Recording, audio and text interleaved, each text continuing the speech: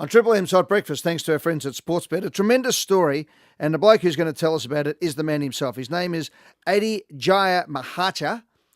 You tell me, did I get that right? Almost. Djajamihardja. Djajamihardja. Very nice. Who joins us this morning on Triple M's Hot Breakfast. He's a fan of the show. Darcy, let me just read from the press release because it's probably the easiest way to do it. And Ade has been actively engaged in film and television for over 25 years. Started off as a 19-year-old at the ABC TV as a floor manager. Worked on things like Countdown Revolution, The Big Gig, Das Kapital, Late Show, Phoenix, etc., etc. Now, what he did was he decided to get involved with Disability Media Australia, not-for-profit organisation, and just as one of life's ironies, not long after starting it, he suffered 3 days later. In fact, 3 days later, he suffered a major stroke. Ade, welcome to the show this morning, mate. Absolute pleasure, Eddie. Thank you for having me. Tell us what happened. How did your life change when you had a stroke, and how old were you when it happened? Well, actually, that was my second stroke. I had my first stroke at 37 and my second stroke at 42. Well, basically, it was lifestyle that was my problem. What was your lifestyle that led to your stroke? Well, working in film and TV, Eddie, as you know, is a very much a lifestyle choice.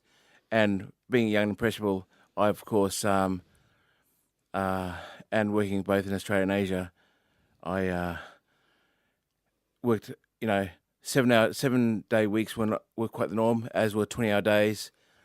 And I made a mistake of, I had convinced myself that KFC was actually a food group. Yeah. And the best way to approach a balanced meal is to have a Diet Coke with my pizza. Yeah. And as a result of that, you were all over the place and working really hard. Yes. So at 37 years of age, you had a stroke. Yes. I mean, when a bloke of that young age has a stroke, it must come as a huge shock. What happened? Well, my first stroke was a series of really crippling, debilitating headaches. And I should have mentioned, I had worked up, if that's the right word, but I actually peaked at 4 packets of cigarettes a day. Mm-hmm.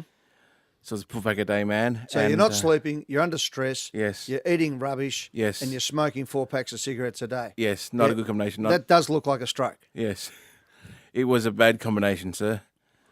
And that basically was the thing that tipped me over. And though, as lifestyle was my problem, I think my choice of lifestyle is the thing that actually helped me get over it and move beyond it. So that's a big thing. Why was that? Why? Because my blood pressure was then, how its optimal level was maybe 120 over 80. Mm-hmm. My blood pressure was 210 over 150. Ooh. Yes. Wow. Now, Ade, the great part about this story is that you are looking great. You're recovering. You've Thank still you. got some challenges ahead, clearly. But you're now out as a motivational speaker. I'm holding your book in my hand, and I love the title, Little Book of Hope. Tell me how you face something as tragic as that and as serious as a stroke and the after effects, and come out with great humour, great personality, and a great attitude towards life. Well, it was a case of one in the solace of long nights in hospital. I was at the Alfred first, and then at Caulfield rehab.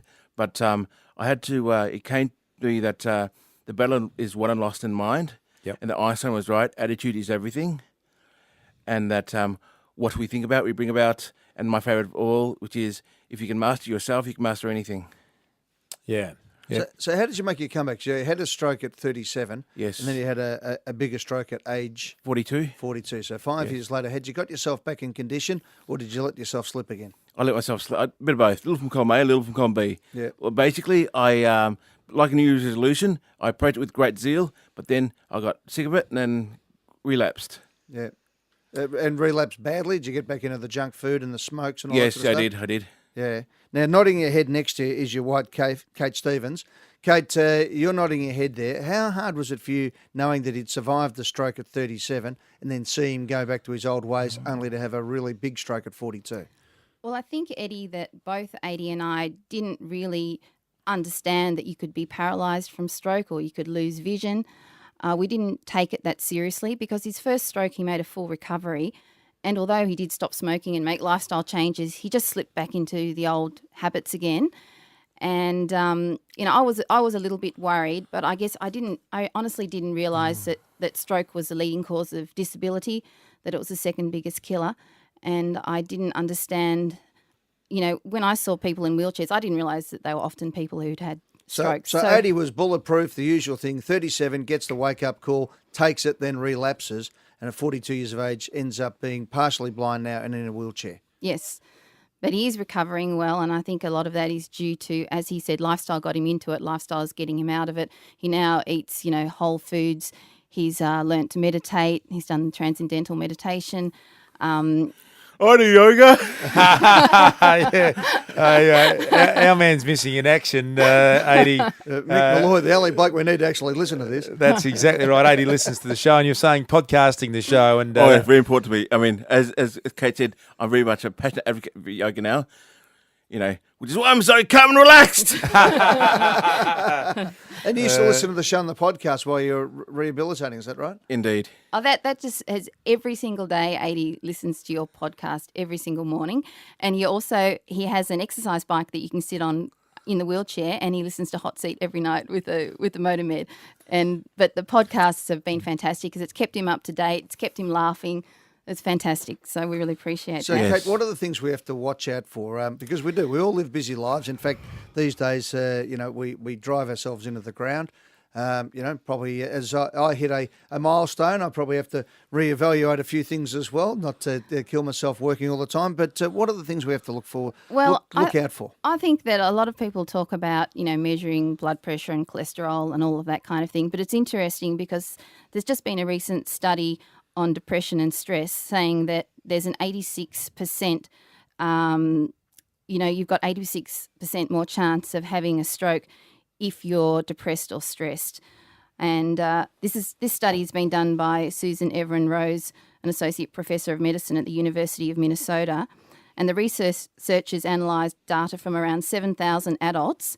Participants were asked to fill out a questionnaire asking about chronic stress, depressive symptoms, anger and hostility, and a follow-up was conducted 8.5 years later. 3% of those people had had a stroke, and the researchers found that those who reported the highest levels of emotional problems were at the greatest risk of stroke. So that huge study of 7,000 people showing that you had an 86% chance, a higher chance of stroke, and also showing that, stroke is triggered by severe stress. So I think that people need to be happy and have fun and look at the lighter side of life. Yeah. But as you said, and Ade, I'm on a serious note, a very big supporter of what you're doing now, and meditation is something that I learnt back in 1997, and I have done ever since then, and eating healthy and whole foods, because tragically, Ade, and you're living proof of this, a lot of people take a massive near-death experience like you've had and then decide that, hey, now I've got no choice. Now I've got to learn a few of these lifestyle choices, and people hitting the wall everywhere. There is a warning sign to you this morning. Don't wait until you're sitting there like Ade is now. Make some lifestyle changes now. I know they say necessity is the mother of invention, but yes, make it a lifestyle choice. And to answer Eddie's question more holistically, I believe the key is a balanced life. Yep. And yes, because when I came out of I was under induced coma. When I came out of coma, Kate can testify this, I basically had this incredible urge to forgive and love. Everything that because I have been in a situation where I was holding a lot of anger and hostility, but then it's like the old phrase of it's like if you hold on to a piece of hot coal, you're only hurting yourself. So I wanted to. Yeah, just relax a bit. That's a very good point you make.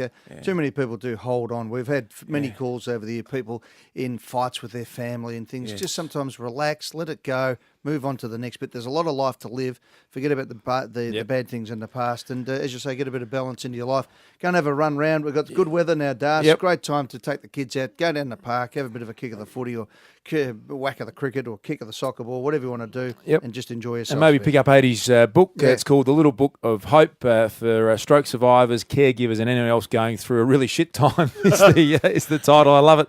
Ade, it's great to meet you and to Thank meet you much. Kate. And can I just suggest people to check out the website, www.littlebookofhope.com, and they'll get the nice, great video testimonial from Jack Canfield, the master, and of course soon Don Martini. Head to thelittlebookofhope.com, and a great story there, The Little Book of Hope from Ade and Kate. Great to catch up with you both here on Triple M's Hot Breakfast. Thank you so much.